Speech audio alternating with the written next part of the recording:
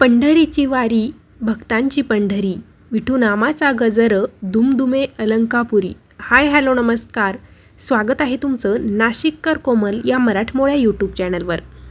उद्या शनिवारी 25 जुलै 2026 रोजी आलेली आहे देवशयनी आषाढी एकादशी. या एकादशीला मोठी एकादश असं देखील म्हटलं जातं.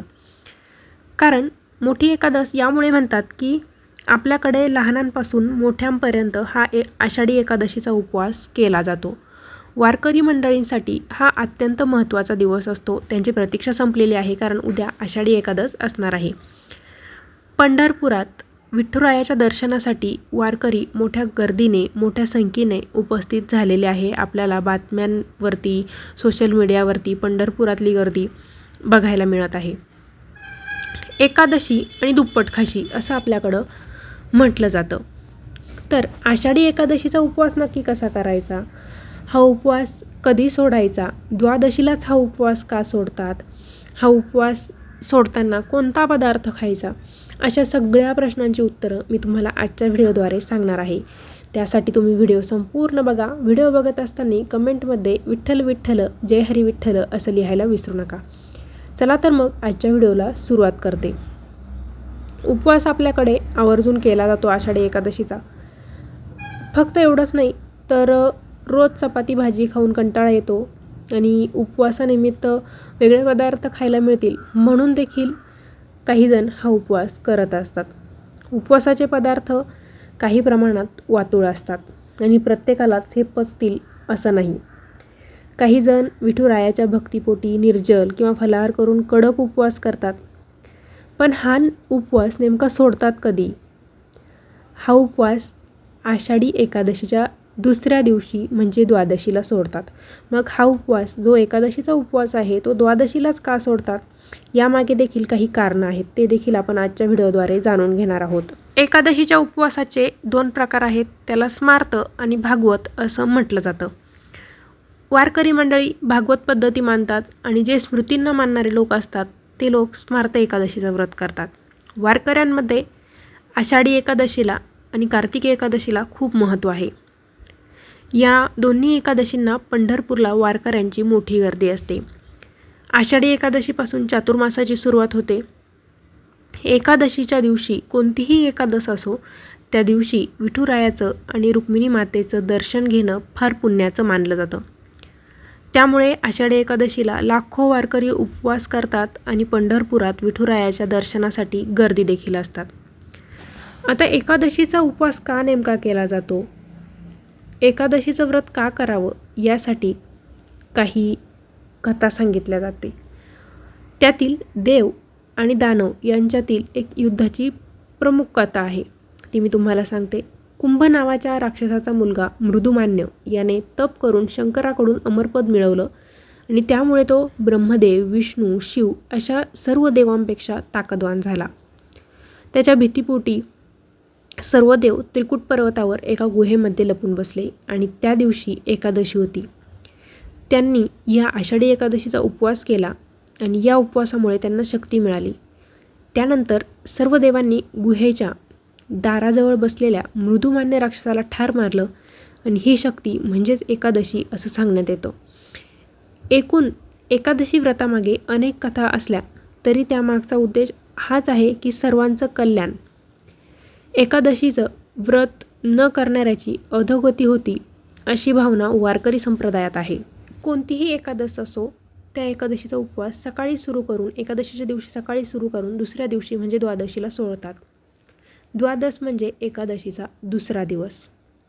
द्वादशीच्या सूर्योदयानंतर द्वादशीचा चौथा भाग जर तिथीनुसार, फक्त आषाढीच नाही तर कोणत्याही एकादशीचा उपवास हा एकादशीच्या दिवशी सकाळी सुरू करून दुसऱ्या दिवशी सोडला जातो. एकादशीच्या दुसऱ्या दिवसाला द्वादश असं म्हटलं जातं. पण द्वादशीच्या दिवशी सूर्योदयानंतर द्वादशीचा चौथा भाग तिथीनुसार येत असेल तर त्या काळात हा उपवास सोडायचा नसतो असं आपल्या शास्त्रात सांगितलं जातं. हा तिथीचा काळ जो असतो तो संपल्यानंतर हा उपवास सोडतात. जर असा काही काळ असेल तर आपल्या पंचांगामध्ये तसं दिलेलं असतं. द्वादशीला देखील वारकरी संप्रदायात खूप मोठं महत्त्व आहे. या दिवशी भगवंत प्रकट झाल्याची मान्यता आहे. बार्शी येथील भगवंत मंदिरात शेकडो वर्षापासून भगवंत प्रकट उत्सव साजरा होत असतो. एकादशीचा उपवास केला की दुसऱ्या दिवशी म्हणजे द्वादशीच्या दिवशी या एकादशीच्या उपवासाचं पारण केलं जातं. एकादशीचा उपवास झेपत असेल तरच करायचा, कारण हा उपवास आपल्याला द्वादशीच्या दिवशी सोडायचा असतो. भरपूर पुरेसं पाणी आपण या उपवासाला प्यायचं असतं. आषाढी एकादशीला सर्वच जण उपवास करतात. संध्याकाळी हा उपवास सोडायचा नसतो. जर एकादशीच्या दिवशी संध्याकाळी उपवास सोडला तर एकादश पांगळी होते असं आपल्याकडे म्हटलं जातं.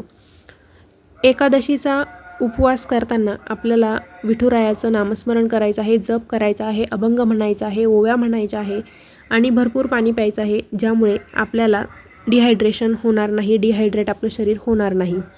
आणि जे वातुळ पदार्थ असतात, साबुदाण्याची खिचडी, तेलकट पदार्थ असतील ते आपण प्रमाणामध्ये खायचे असतात, ज्यामुळे उपवासाचा त्रास आपल्याला होत नाही. जर चुकून एकादशीच्या दिवशी तुमच्याकडून काहीतरी खाल्लं गेलं तर तो उपवास तसाच आपण सोडून द्यायचा नाही. जर आपल्याकडून चुकून झालं असेल तर आपण देवाकडे, भगवान विष्णूचा फोटो असेल, मूर्ती असेल, विठ्ठलाचा फोटो मूर्ती असेल तर तिथे जाऊन माफी मागायची आहे आणि हा उपवास आपला कंटिन्यू करायचा आहे. जर तुम्हाला आणखी खूपच अपराधासारखं वाटत असेल की सारखं मनात येत असेल की माझा उपवास सुटला तर नेमकं काय करायचं, आषाढी एकादशीचा उपवास नेमका कसा करायचा, मध्येच उपवास सुटला तर काय करायचा, याबद्दलची सगळी माहिती सांगणारा सेपरेट व्हिडिओ मी आपल्या चॅनलवरती पोस्ट केलेला आहे. तो व्हिडिओ तुम्ही बघू शकता. आता हा उपवास कसा सोडायचा, कधी सोडायचा ते आपण बघितलं. दुसऱ्या दिवशी सकाळी म्हणजे द्वादशीच्या दिवशी सकाळी लवकर उठायचं, स्नान करायचं, आपली नित्यपूजा करायची आहे आणि उपवास सोडण्या अगोदर भगवान विष्णूंना आपण नैवेद्य दाखवायचं आहे. विठ्ठलाचं फोटो असेल, विठ्ठल रुक्मिणीची मूर्ती असेल तर त्यांना आपण नैवेद्य दाखवायचा आहे. भगवान विष्णूंना, पांडुरंगाला नैवेद्य दाखवताना त्या नैवेद्यावरती आपल्याला तुळशीपत्र किंवा मंजिरी ठेवायच्या असतात.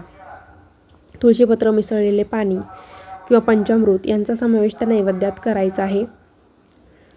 एकादशीचं पारण करण्यासाठी, उपवास सोडण्यासाठी, नैवेद्यासाठी तुम्ही वरण भात, त्यासोबत खीर किंवा गोड शिरा बनवू शकता किंवा काही ठिकाणी पुरणपोळी बनवण्याची पद्धत आहे.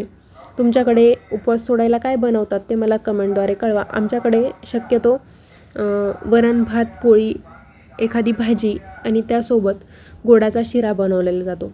फक्त या नैवेद्यामध्ये उपवास सोडताना कांदा लसणाचा वापर केलेला नसतो, कारण चातुर्मासाला सुरुवात झालेली असते.